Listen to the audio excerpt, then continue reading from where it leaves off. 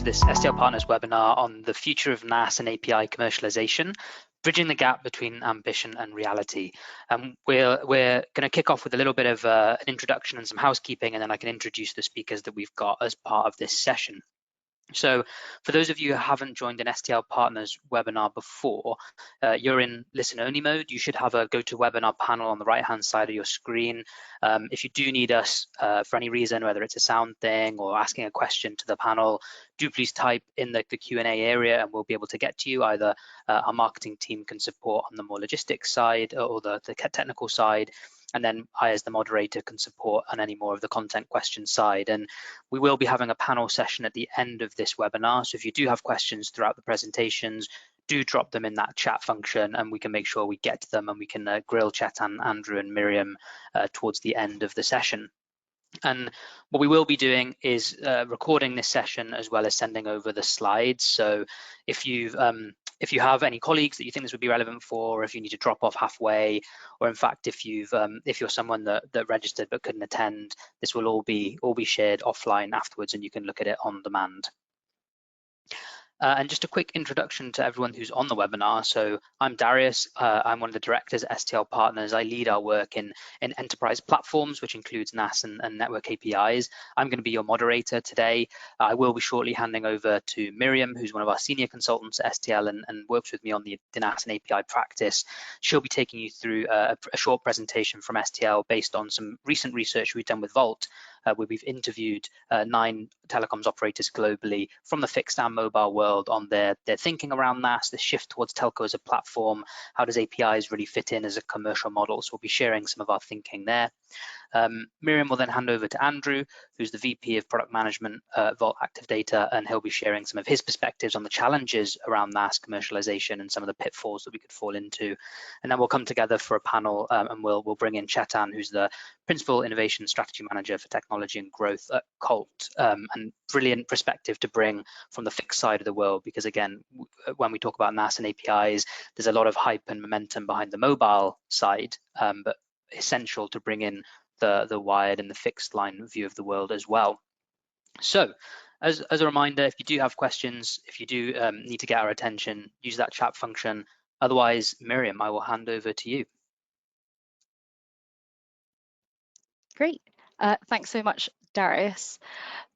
So to kickstart the presentation from STL, like Darius mentioned, we've recently conducted a research program really looking at the space of NaaS and APIs and really understanding where is the commercialization. So today's presentation is really looking at what does the future look like in more practical terms. But to start with, wanting to take a bit more of a step back and looking at the industry and where the industry is.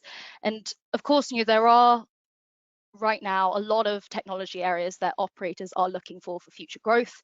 Lots of topics that you've probably heard us speak about time and time again on these webinars, edge, cloud, AI, IoT, private networks. But at the same time, telcos are looking to transform their role from being more of a pure connectivity provider to becoming more of a digital platform enabler. And this is encompassed in this broader telco as a platform vision. And it consists of a new business model, new collaboration models like B2B to X, offering an opportunity to provide more innovative services. And that really encompasses this trend that we're seeing towards telco as a platform. And programmable connectivity and network as a service plays a critical role within this platform vision. You're both as a building block, but also a key opportunity within it. And that's what we'll be focusing on in today's presentation. So network as a service, or NaaS, it's a term that's used a lot, but there still is a lot of industry variation in its definition. And one interviewee from this research program said that they wanted to ignore the term altogether because in their words, there are 6 different meanings and no one knows what they are talking about when they are using the term. So to counter that, before we get into the presentation, we want to clarify what we mean when we say NaaS. So aligning with our findings from this research, we define NaaS as a shift towards a cloud-based platform model for network services. And this means dynamic connectivity. It's on demand, there's automated provisioning and scaling, services are spun up and spun down. It's self-service, where customers have greater observability and control. They can configure, customize, manage services directly. There's a lot of talk around commercial flexibility. We hear a lot about cloud-like consumption models, which typically refers to OPEX, but it's more flexible than that. It goes towards pay and use as you need. There's enhanced programmability of the network, so exposure of network capabilities through APIs, both Camara and otherwise, for internal telco teams, but also externally to developers and third-party platforms. There's greater application awareness, meaning network optimization based on specific application needs or requirements. And there's also more seamless integration with the ecosystem, allowing telcos to become better partners and adopting more of that InfraCo model. So NaaS is a shift, but it also is the foundation for next generation services. And this includes both NaaS as a proposition in itself, as a form of a next gen connectivity solution, but also an enabler of new NaaS solutions. We've spoken about things like secure cloud interconnect, private networks, IoT as NaaS enabled solutions, but also includes network APIs, which we'll also be focusing on today alongside NaaS in and of itself as a proposition. So how can operators successfully approach NaaS? Now, operators really need to adopt a platform approach to NaaS, which is a remarkable shift away from your traditional product siloed teams and operations. And there are three pillars to what we consider a holistic approach that operators must address. Firstly, the service architecture, which is more of a technical pillar, which is usually where operators have focused on following the shift towards cloud native, focusing on disaggregating capabilities into more modular units. Then there's the revenue architecture, which must enable flexibility in how services are consumed. This means on demand, it means X as a service, which includes OPEX, but also flexibility to go beyond that. It must also support multiple streams of consumption across platform offerings as well. Then there's the ecosystem architecture to support many partners co-innovating across a B2B to X ecosystem model. It needs to be able to drive multi-channel, multi-pronged go-to-market. And what we know from our research is that operators have focused typically on the technical service architecture, but are further behind on the latter two here, which are much more commercial. And this makes sense. Telcos have made a lot of investment in telco cloud. They're usually a little bit more technologically driven.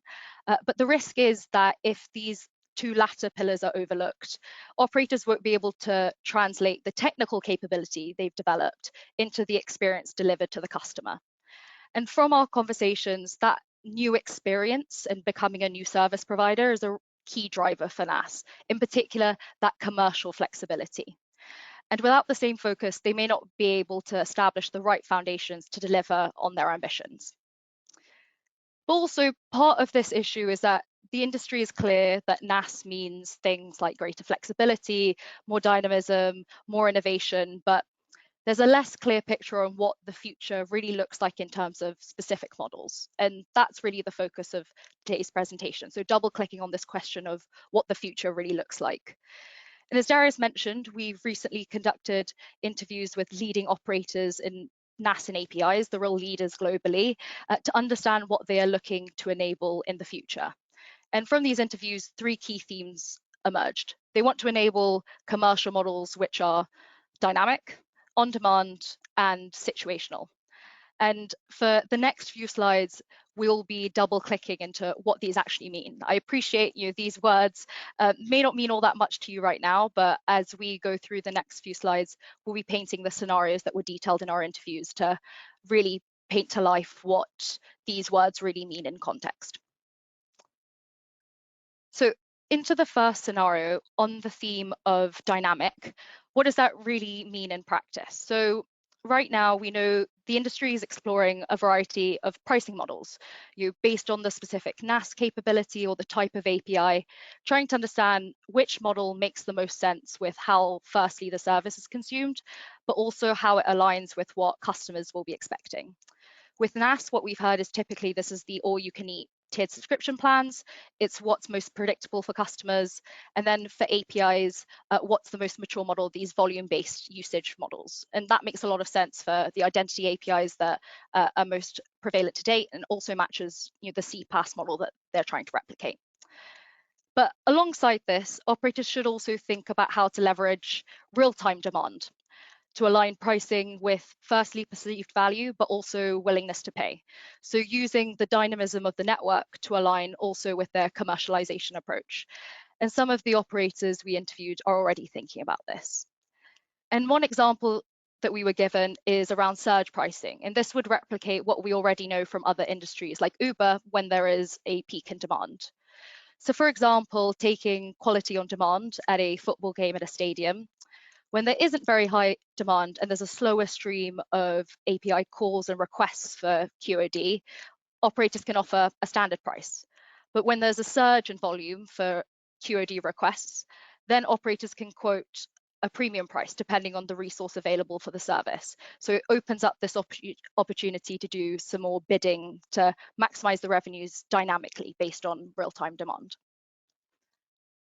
The second theme is on demand. And what on demand really means is flexibility in terms of model for the customer.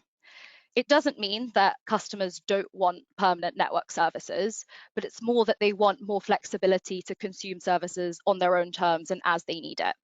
So to do that, firstly, that involves the back-end technical delivery, because customers want to be able to provision and flex the network in real time. That means spinning up the connectivity in the first place in minutes, not months. And this particular point is where a lot of the focus is currently in the industry, but it does also go beyond that. It's also about how can you personalize that service based on parameters like bandwidth, route, or quality of service. But alongside the delivery angle of things, this needs to be reflected in the front-facing experience, the customer-facing angle. How can all of those aspects of a service being spun up be reported to the customer? How are the SLAs being dynamically delivered to match? How is the usage being exposed to the customer? How is that being reflected in contracts and billing accurately based on the on-demand changes in configurations? And operators know that this is an important part of the NaaS experience, both sides of the coin, because it's supposed to be holistic. Yes, the delivery is on demand, but it needs to stretch beyond into that front-facing experience. So it includes elements like observability and dashboards, but also crosses into these more commercial domains for the customer. Because ultimately it won't matter if the service can be delivered on demand and in real time or changed on demand and in real time if some of these front-facing functions like contracts, billing, SLAs are lagging further behind. The third theme is on situational models, and this is referring to a shift away from just one fixed static commercial model for one specific capability or service. And one challenge that we kept on hearing time and time again through our research is that operators are worried about leaving value on the table. And this means a lot of different things in the telco as a platform context, but links directly to the challenge around pricing and getting it right. And specifically, there is a risk thinking uniformly across pricing that will lead to leaving value on the table. And this is a theme we heard in particular when it comes to APIs, just given the topic of where it is right now. And the vision for one API is that it should feed into multiple streams. It's going to enable multiple different use cases for different customer segments, but also that one API isn't going to provide the same value in all those cases. And accordingly, price points should be aligned to the different value attributed for each situation. There will be some use cases where the API is mission critical, therefore adding more value for the customer, and others where it's more of a nice to have. So for example, if we took quality on demand as an example API, for a drone use case for emergency services, it is mission critical. It's a key enabler for that use case, and it can justify a premium price point as the API directly attributes value for the particular use case. But on the other hand, quality on demand could be used across a variety of different use cases, and it should. One case of this may be for video conferencing for more of an enterprise IT customer segment, but it doesn't have the same sort of value as it does for drones. So it should have a lower price. Customers are going to be less willing to pay as high a price for a nice to have capability. But on top of this dynamic on more contextual price points, another dynamic at play is the pricing model, which defines how the API will be charged for. And this depends on its product structure and how it's integrated into operators' broader portfolio. And I've listed here a few pricing models that we've heard from interviews. And the goal for operators is not just to sell the APIs as a product or those capabilities, it's to use it as a component across their portfolio. And this is very much in line with this shift towards more of this platform thinking. But the key point here is that operators can't just think, like I showed on the previous slide, one capability, one price. They also can't think one capability, one fixed product structure. And this is a real shift away from that traditional product-led monetization mindset. Your operators need to take the bigger situation into account. You're considering how does the pricing model and the price point and how can that incentivize the broader adoption of what they're selling. So for example, if an API was bundled into a package of a couple of different APIs, what might make most sense is to charge per active user, but the goal should be to drive adoption overall. It may warrant a more discounted price point than if it was charged as a product per API call. Or it may be part of a bigger service. The API might be part of a multi-million-dollar contract and should be given away for free instead. So those three scenarios has covered a couple of different scenarios that we've heard through the interviews, and we've tried to paint a bit more detail on the future NaaS vision. And we're used to hearing about these ideas of dynamic, scalable, flexible, customizable, and hopefully in the previous couple of slides we've painted in a further detail and explained more about what this really means in practice, with a particular focus on the commercialization aspect of things, of course. But where are operators today? What we've heard is that platforms are built for the traditional commercial models that operators know, simple usage-based consumption models for the identity APIs or you can eat subscription models. It's difficult to really go beyond this. We've also heard that technically they are able to deliver more dynamic service configurations, but challenges remain in how far operators are able to support this in the customer-facing experience. Application awareness is limited, and because of this, SLAs remain uniform across network services because the foundational revenue architectures are too rigid. And there is a risk of this more static, fixed commercialization mindset. And without the dynamic foundations in place on both the technical and the commercial sides, operators may be held back in how commercially flexible they can really be. So to round off the SDL presentation, we wanted to cover a few recommendations based on our research on how can operators really prepare to commercialize and monetize NaaS and APIs. The first one is that operators really do need to invest. Getting the right technical and commercial architectures across those three pillars is going to be especially important. The dynamism can't just be in the back-end delivery side, it really needs to also reflect in the customer experience. And one of our findings is that there is a trend of operators reusing and repurposing platforms from past initiatives like in CPaaS, but NaaS does have a fundamentally different business model and technical requirements. So going down this route will lead to a path of technical debt when repurposed platforms can only take operators so far in their overall vision. Secondly, moving towards this platform model means moving towards B2B to X ecosystems, and operators must ensure that they build the same flexibility to account for how this changes their delivery model across partners. They must be able to account for capturing data across third parties and the different platforms in order to really seamlessly deliver and monetize services. And the third is, across our interviews, what emerged as one of the critical components for successful commercialization is this idea of real-time data capabilities.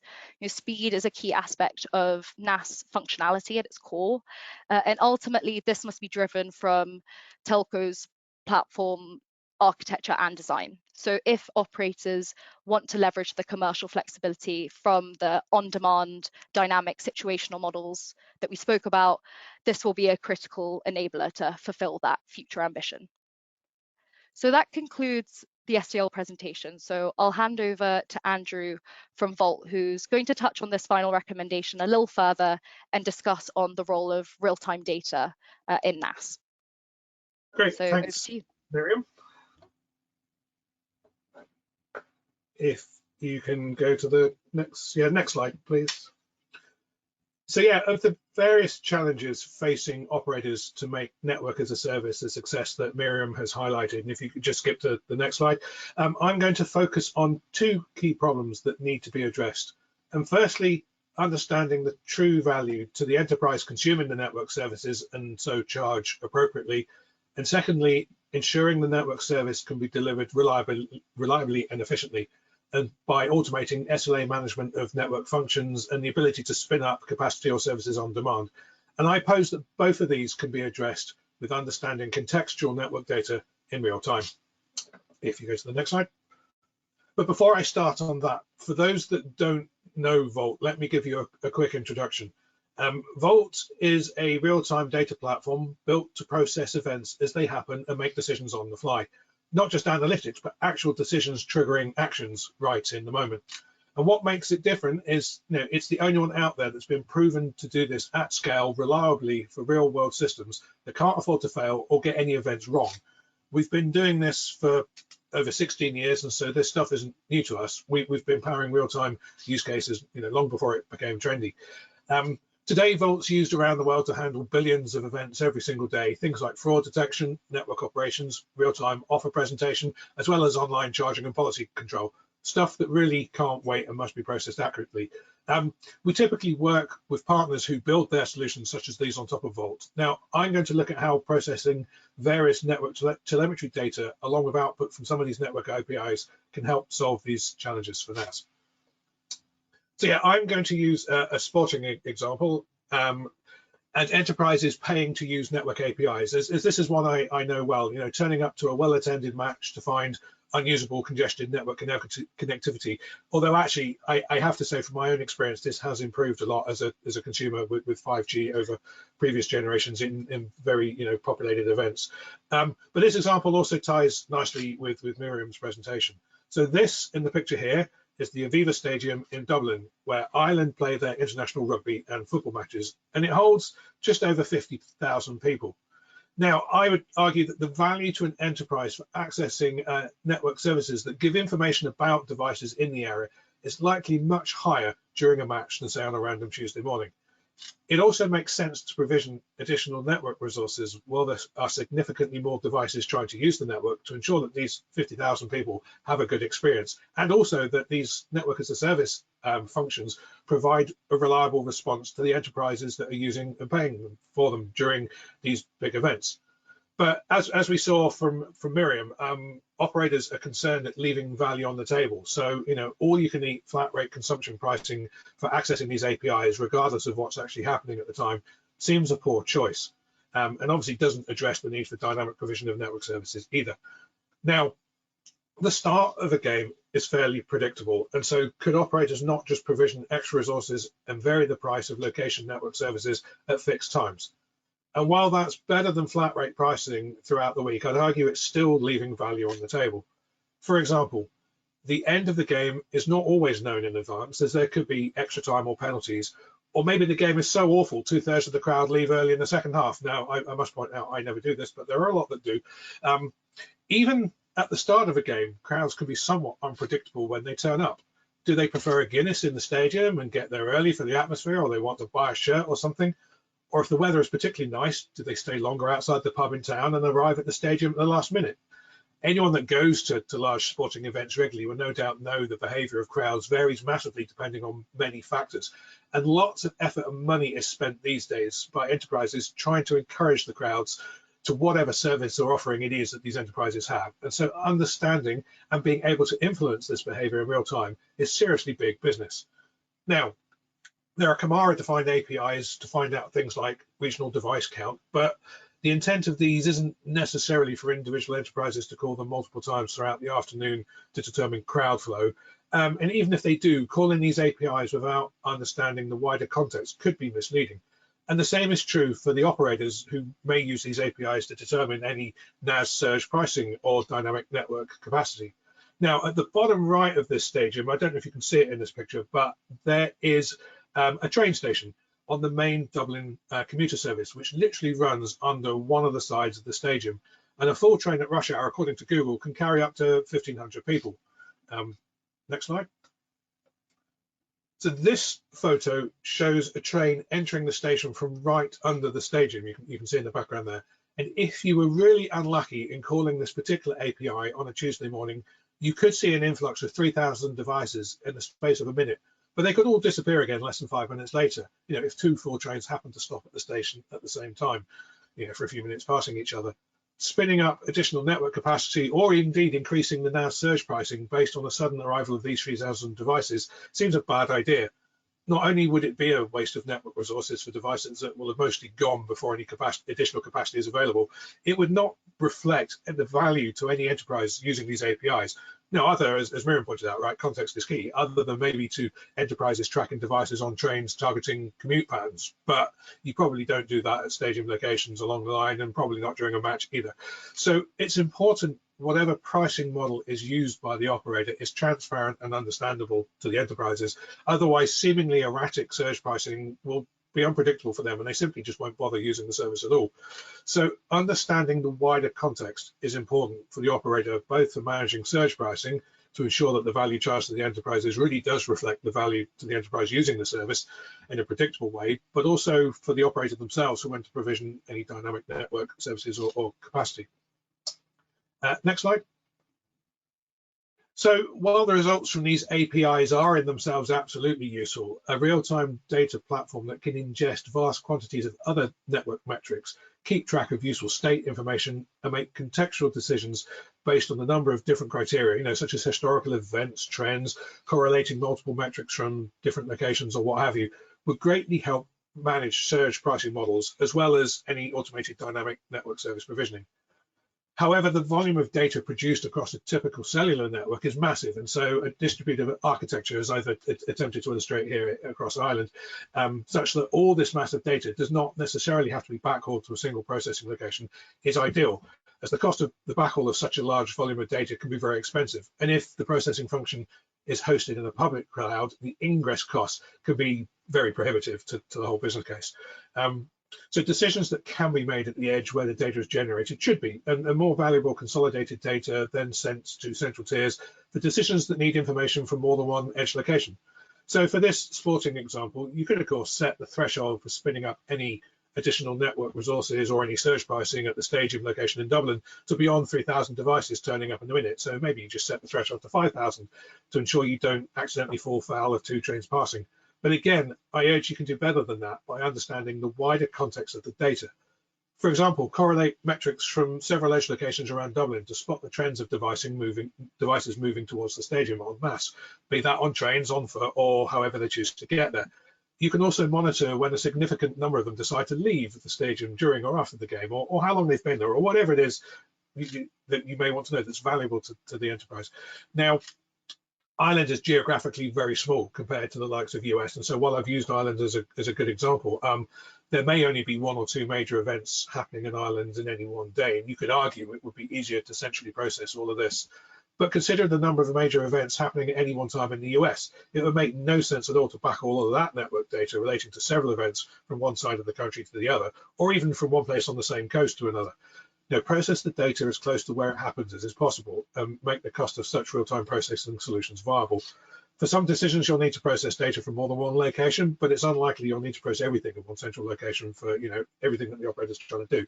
So even in a relatively small island, I think it would make sense to not to backhaul everything to some central location and process data close to the edge where you can. Now, there are many other network APIs and network services that would be enhanced by understanding the wider context of the data, but I think this particular location services for large major events illustrates the point of understanding the context quite well. So in summary, from me then, before I hand back, For network as a service to be a success, both for the operators and for the enterprise paying for the services, operators need to understand the true value to the enterprise and price the service accordingly, while ensuring the services are delivered reliably and efficiently. And this can be achieved by processing network data in real time to understand the wider context and make appropriate decisions. Back to Miriam.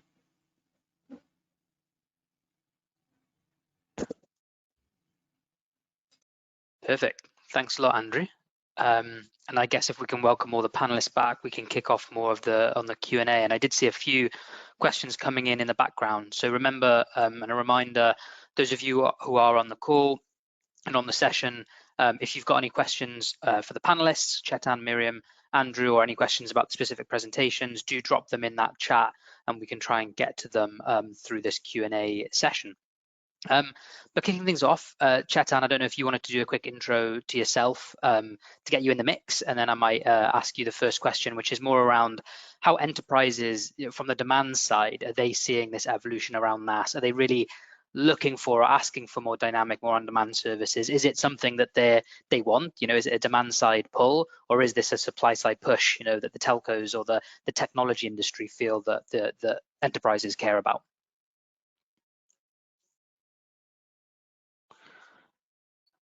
Apologies, Chetan, I think, are you on mute?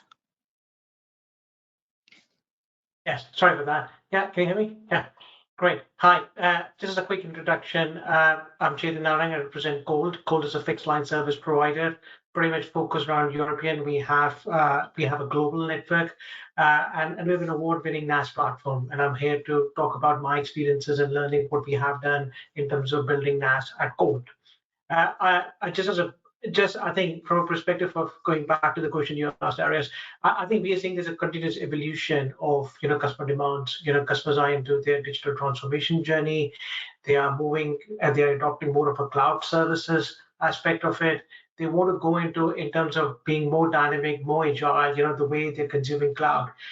The same expectation is also on the network side. They need more kind of visibility, more kind of control on the network. They need more kind of an automation, from an API perspective, just like what you have in the cloud model out there. So there is a momentum pretty much driven through the customer's viewpoint where they are seeing that, they need kind of a NaaS kind of a capability, which delivers them a customer experience, which is around self-service portal, API automation, and also about the network experience in terms of visibility, control, management, and the flexibility and the commercial flexibility, I think, which Miriam touched on it, more like cloud style. That makes sense. And I mentioned it kind of in the intro that what you can bring is a little bit more of the fixed perspective, where at the moment there's a lot of hype, maybe more focused on the mobile industry. I was wondering, from your perspective, the future of what we've discussed with NaaS, APIs, this commercial dynamism, how does that look across wired and wireless? And what is the role of that, I suppose, in pushing forward things like Industry 4.0, etc.? I think from a fixed perspective, where we also think, I think there's a more value, delivering capabilities on demand, kind of an aspect. If we think from a vertical perspective, I think there's a more push moving towards edge to cloud, particularly talking about Industry 4.0 kind of a use cases. If you go in terms of that kind of a deployment, you also need a kind of network, that can provide you that on-prem edge or a near edge connectivity going back to the cloud. So the network observability, the visibility, and the control is key as you go into those kind of dynamic services. So that's of prime importance. There is also an aspect of converged use cases coming up, across the wired and wireless, where you start looking in terms of like a converged NaaS use case. We showcased at MWC with Orange and MEF as a partners, application-led connectivity, where we delivered quality on demand as part of the showcase on the mobile side, leveraging the Kamara API, but also leveraging the MEF standard APIs to deliver on the fixed line kind of it. And I think those kind of use cases of converged NaaS, I think, can go across the various industries, whether you talk about Industry 4.0, robotic automation, autonomous cars, and also like in manufacturing, we talk about predictive maintenance aspect of it. That makes sense. And Miriam, I suppose from your perspective, you mentioned a few example use cases within the kind of situational models, and when we talk about NaaS rather than some of the identity APIs, let's say, where are you seeing kind of use cases emerging or operators thinking about, yeah, there could be a role here for NaaS or APIs or on-prem edge, et cetera, et cetera? So understanding where particular use cases are and for operators emerging, yeah. I think in terms of use cases beyond, I guess, identity APIs, there is a lot of focus on quality on demand. Generally, I think there is a lot of the mobile operators are considering that a big bet with a lot of revenue opportunity. I think that there is still a lot of questions around how that will be commercialized, how that will be delivered, and that will likely rely less on aggregator models. But I think that is where a lot of the use cases and some of the POCs are strongest. It's where a lot of Telefonica have done POCs on drones. There's a lot of QoD for live events and entertainment, etc. So I think that's where a lot of the use cases are emerging, past the anti-fraud for financial institutions. That makes sense. And I suppose one of the things that you spoke about in your presentation was, as you think further than identity and anti-fraud, which is where there's a lot of focus, you do have to move away from that quite simple monetization model, I suppose, and you move into some of these more dynamic pricing, these more outcome-based pricing, etc. We had a question come in, which I think aligns with some of what you're presenting, which is, are telcos actually going to be able to deliver on that vision, that future NaaS vision, which does feel quite complex versus where they are now? So I wondered if from the interviews or from what you presented, you could kind of summarize a bit on will telcos actually be able to deliver on some of that? I think that's the aim. Speaking to all of to the operators that we spoke to as part of the research program, these are the commercial models that have been lifted from the interviews, inspired from the operators themselves, when we have asked them, what are you hoping to deliver as part of your future vision? So I think that's very much the plan. I think the slight concern is we spoke to a lot of the leading operators in NaaS and APIs, and these are the operators that have a lot of resource.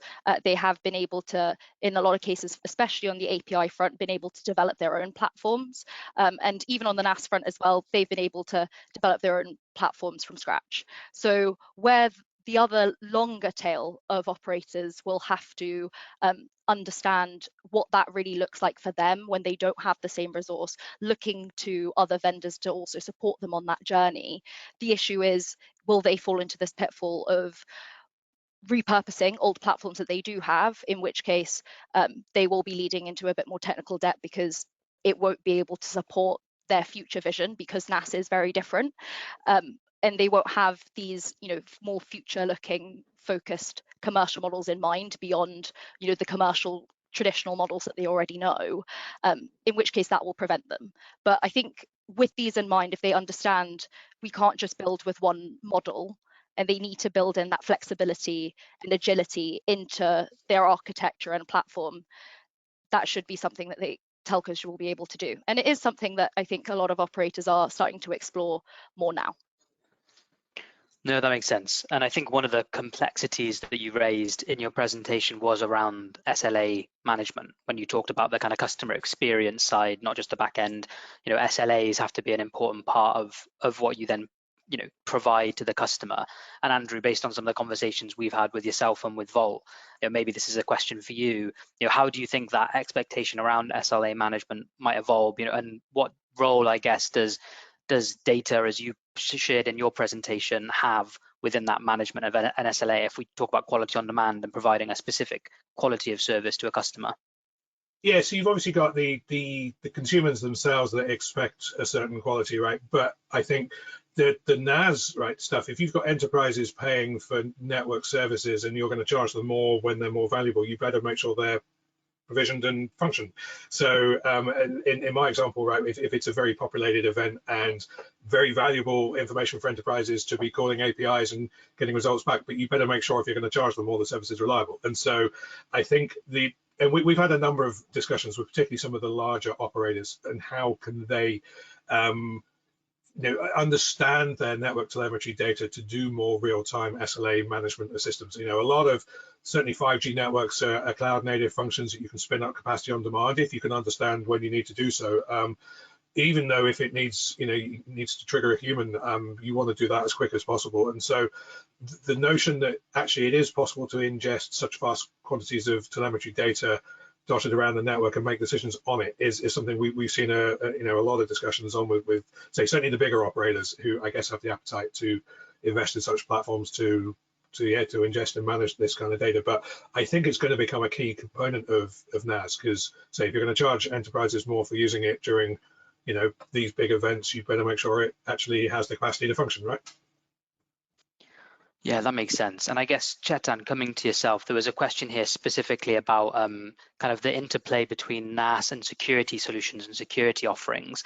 And I was wondering from your perspective, again, because you've been quite quick to think about NaaS offerings as Col, how does kind of, where we had SLA management as one challenge, how does that provision of security also come in as a challenge around NaaS for enterprises? I think first of all, I need to say I think we've been in the NaaS since 2016, and I think we have been quite advanced also in terms of what Miriam was presenting. We have a kind of fixed term fixed time of contracts. We also have flexible contracts, which ranges from 1 hour to weeks to 1 hour to days to weeks to months kind of scenarios, and also we support bandwidth on demand. So I think it was quite spot on in terms of what Miriam you had. I think it's good to be in a shape we are quite advanced in that journey aspect of it. Coming back to the question, what you're saying about RS, I think definitely when you build dynamism of the services, you need to ensure dynamic SLAs also are there. It also goes back to Andrew's thing. It's not about delivering the SLAs. You also need to have capacity on your network, to align to that. So I think it's the way the intelligence of the NaaS comes up, in terms of ensuring you can basically deliver based upon the SLAs and the capacity out there. I think cybersecurity is an interesting kind of subject. I think most of the telcos focus on the network side, and I think this is about moving up the value chain also in terms of bundling cybersecurity aspect of it. But what approach we have taken is more towards, I think it's a twofold approach. I think building capabilities in our NaaS solutions, as part of delivering connectivity along with an add-on security services, what we call as like a virtual router on demand. Bundling as a service provides certain level of securities, but then it's also going back into the B2B2X kind of a play, to partner with the major SASE vendors and try to see that how you can build up a capability of a joint NaaS offering from our side and a NaaS or maybe let's say a SaaS or a SaaS cloud, secure cloud offering with them and combining it together to provide a joint value prop to the customer. That makes sense. And just because you mentioned it at the end there, we did have a question from Hans Deiter, which was kind of asking about this balance between B2B models and B2B2X models. And does NaaS create a little bit more complexity in those approaches, and how do operators maintain control, I guess, in that B2B2X world versus when they have a direct customer relationship? So Chetan, if I could go to you, and then Miriam, because I know you touched on that a little bit at the end of your presentation, I might ask you that follow-up question as well. So B2B2X, I think it's not new for telcos. I think we've been doing it. I think we talk about off-net services. So we always take soft-net from our partners. We bundle it as part along with our on-net services and take it back to the customers. Cybersecurity is another example. You may have a NaaS portal, but you may also have a secure SaaS cloud kind of a solution out there, which you combine together and do it. I think the challenge, I think is basically is spot on. I think the question was raised. I think it's about what kind of a business model you do. Do you do a sell with or a sell through kind of a model? And I think the problem over there is more towards also what the customer is accepting for it. In some of the cases, the customer wants you to prime and lead the end-to-end solutions, or sometimes it is more kind of it, separate kind of an aspects of it. This is evolutionary. There is no one specific model to do it. I think it's mainly driven through customers and mainly driven through engagements in terms of what the customer is expecting, and then driving it from that perspective. Just touching on one more aspect of B2B2X, I think we're talking mainly about value add services aligning to the network is easy. I think the main difficulty arises in terms of more towards digital applications. There was a touch of ecosystem in Miriam's presentation, marketplaces kind of a construct out there. I think that's basically evolving the NaaS into more platform business model aspect of it. But the challenge over there is, the credibility, how as a telecom company you build credibility to the customers in that way to do it. And this is more of a strategic decisions, which which we have to resolve as an industry perspective. How do we resolve this? Do we need to build skill sets? Do we need to build domain knowledge? It also touches into the one of the subjects I think you guys talk about a lot. The journey towards a net go to a tech go to a service go kind of thing. So this takes to a wider aspect. It's not as simple as an answer to do it. So it's a combination, strategic decisions, engagement that to drive it all together. Yeah, no, just building on what you're saying, Chetan, completely agree. I think on your points around B2B to X, it will depend on the channel, the solution, and what the customer will be expecting. And ultimately, operators do need to be as demand side driven as possible. I think one interesting finding I think that we had from our research, based on this theme around B2B to X is I spoke about in the presentation around this challenge or concern about leaving value on the table. And the concern for operators is, I guess, becoming invisible to the end customer. And there will be channels and there will be partners where, you will be, I guess, wholesaling and supplying some of those capabilities. You're more in the back end, but there is a concern for operators that in doing so they'll lose that direct relationship with the customer. That then might lead also to an adjacent challenge of a lot of the value being added on by the other partners that are more customer facing. And what will be important for operators there is through their partnerships with those partners and making sure that they're able to maintain a little bit more of that customer facing relationship, but making sure as well that they build into their commercial models and their exposure and platform capabilities a little bit more of their role, so that they firstly make sure they don't leave any value on the table, even in terms of commercialization, monetization, but making sure that they build the role that they do want in these more complex ecosystems and don't reduce themselves to too much of the supplier and become too invisible in the process. No, that makes a lot of sense. And actually following up, because I know this is work that you've done quite a bit on, there's a question, I think they're similar, from Luca and Saranatha, which is asking more about aggregation. So when we talk on NaaS, when we talk APIs, and particularly not just the identity APIs, but the ones that will deliver NaaS services like QOD, what is the role of operators going direct? Would I get this from a specific operator-driven service, or will I get this through an aggregator? So again, in that context of B2B2X, what is the role of aggregation here and aggregation players? Yeah, I think in terms of particular APIs, aggregation will be the most helpful where there will need to be national, regional coverage where there are many operators. That's why for identity, it makes sense. Like it's very important. There will be other APIs like for quality on demand that going to one particular operator, depending on their coverage, may not be so much of an issue. And we've spoken quite a lot about this multi-pronged go to market, and that being very important for operators as they develop their own API strategies. And aggregation for B2B to X, there is a role for them to play in terms of providing a bit more of that wholesale model for those more productizable APIs, is the way that we've heard it through our research. There will be some where that coverage and that availability is much more important. So therefore, the role of an aggregator is going to be pivotal. There'll be others where coming from one single operator may not matter so much.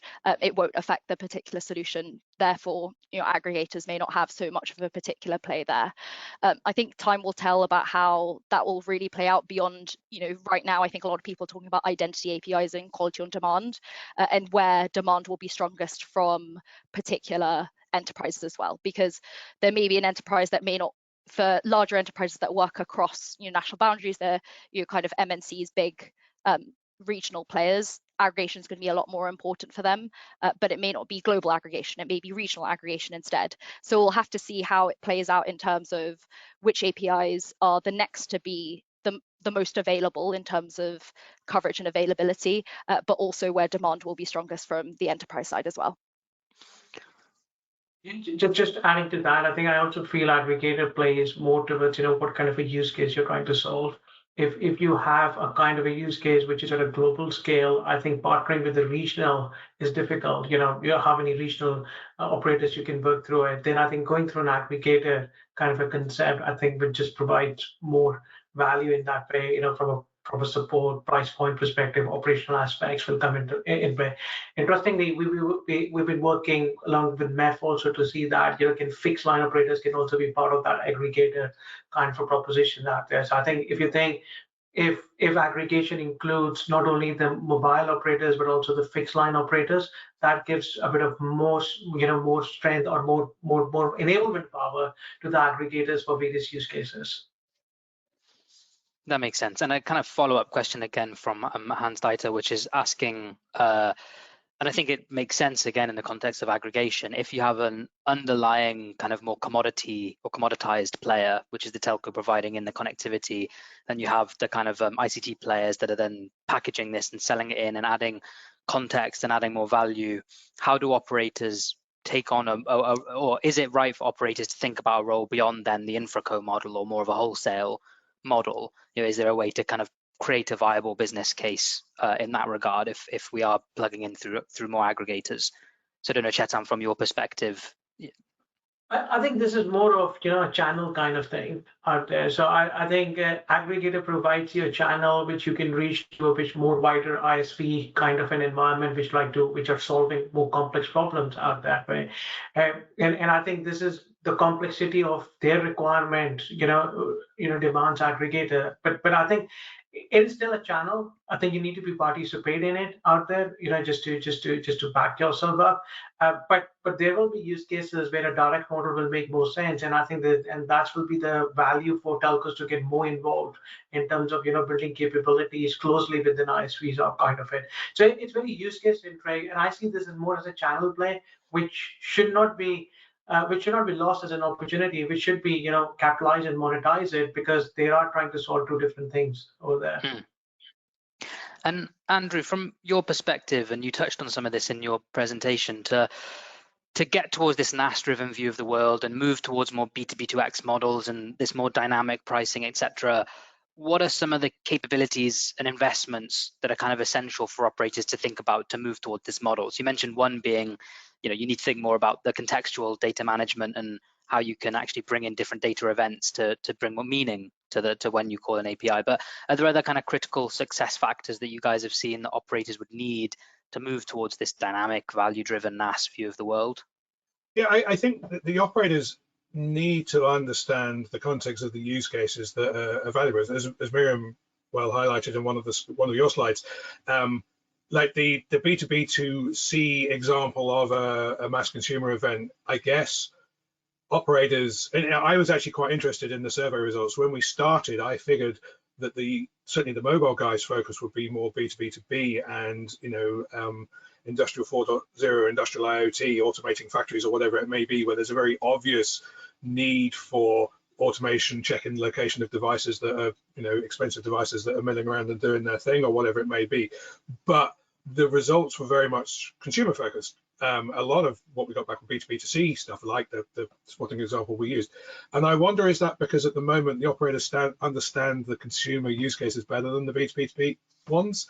And for all of this, right, to work, or for them to provide the value and understand what to charge for it, they need to understand the value of the end use case or whoever it is that these paying enterprises are targeting themselves. And say Miriam's different use cases for the same API illustrated that quite well. And I guess perhaps in the mobile space, they're not quite there outside of the consumers, are they? I don't know, because, as I say, we talk a lot about to potential operators about the need to access their data in real time, to understand their data in real time, process it in real time, to be able to make the decisions that we've talked about. And I think that's equally true in the B2B2B type, the industrial IoT or whatever it might be use cases, more so than in some consumer spaces, actually, because a problem with understanding the location of a very expensive bit of kit may be more critical to you than understanding where a crowd of football fans are. But I don't know why the operators seem to be a bit behind on some of those other use cases, but maybe you got to start somewhere, right?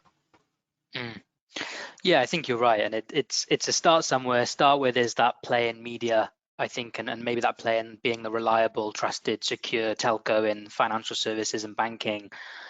I think we've spoken for a long time with the monetization of 5G when it first, those first standards came out back in 2017, 2018. We said, oh, 5G is for enterprise, but operators have struggled to really make that happen and go in and build the vertical capabilities and the vertical skills to really drive towards Industry 4.0 and industrial kind of use cases. Now, there are pockets of operators that have done that a little bit more successfully, but still as a kind of more general broad brushstroke, I think it's been a difficult move for telcos to think in a more verticalized way as a more overarching horizontal business. So the B2B2C world had seemed more like the low-hanging fruit, and still a lot of demos focus a bit more on cloud gaming and XR, VR, AR, kind of live video broadcast, which we think more touching a consumer device than an enterprise one. So I think we'd certainly push operators for NaaS to think enterprise, think industrial, and how you can again use this as a platform to verticalize your offerings. So we've probably got time for a couple more questions, maybe a slightly trickier one coming through for you, Miriam, which is kind of linked to this idea of operators or enterprises may like the idea of this surge pricing or differentiated pricing or situational pricing. But then if there's one industry or one customer group that has a higher price than another customer group, will that actually be accepted by the market? So it might make sense because it's more value-based, and the actual end customer, it is tied towards the mission criticality. But then will you end up with competition rules or certain enterprises that say, well, why am I getting stung or penalized for having a bigger need? So do you have any thoughts, I suppose, about how operators or partners can navigate that challenge of more value-based selling rather than margin-based, let's say? Mm-hmm. Yeah, that is a bit more of a tricky question, trying to think about how feasibly that will work in practice. I think what we have heard, though, from obviously we do speak to them about this, is that when it comes down to it, right, if the API is delivering a lot of value for the use case, like for particular drones, if they set out the business case, you can see the API is creating for this enterprise immense cost savings to this amount and helps to build that business case, right? I think enterprises will be able to, will not be phased by the amount that they're being quoted for. I think, the question of how that will work when, from an enterprise perspective, there will be different prices they can see for the same capability. That will be an interesting one. But I guess for a lot of enterprises, perhaps when it's part of this bigger solution, you won't see what the price for the API will be, because what you'll be being quoted is this overall solution. You'll be quoted a price on enabling a particular outcome through connectivity and software and the application of the use case, and the API is only one particular enabling capability of that. So then raises the question of how visible that will really be to an enterprise, to a use case. So I understand maybe from more of a wholesale angle where, say you go through an aggregator, you can see a list price of all the APIs for the different use cases. I can understand, that might be a bit more of an issue because enterprises won't understand, why am I having to pay this much more for the same API versus for another vertical. So it may not work so much for there, but when it comes to these more complex pricing models like we spoke about and how that will be integrated to portfolio solutions, it may not be so much of an issue because that visibility won't necessarily be there. Yeah, and I think this ties back to the narrative that we have around the API as the raw material. So don't think of it in all cases as the product, because you will inherently have to leave value on the table because you're giving a specific price, and that may be more publicized, and it's harder to bury that within the value of the additive solution and the service wrapper around it. So I do think when we talk, not leaving value on the table in B2B2X, the idea of monetizing specific API calls rather than thinking about this as a NaaS service or the service wrapper around it, I think will raise more challenges around that.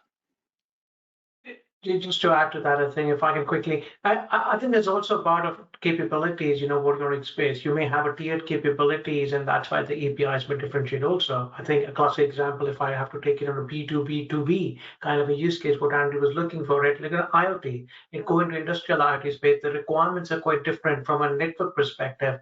You can still make core API calls, but the pricing can be different compared to an autonomous car where quality of demand and security or safety is of prime importance, and you need to ensure that you get quality of demand when it's actually needed out there. So maybe I think it's also, I think maybe the capabilities have to vary on the network side. The APIs maybe still, and that can be the justification to say that you have different variants of it. And this touches back to the use cases, what Mariam you talk about in the situational aspect of it, use cases, different customer segments, and maybe different network capabilities getting exposed through those APIs. Perfect. Thanks a lot. So I'm conscious of time. There are a ton of other questions in this chat field. We'll try and get to a few offline and share those over. So if we haven't got to your question, we'll try and give a response. But thanks, Andrew, Miriam, and Chetan for your time. We will be sharing off the link and the recording and the slideware. So if you did drop off or you think this would be relevant to colleagues, do share.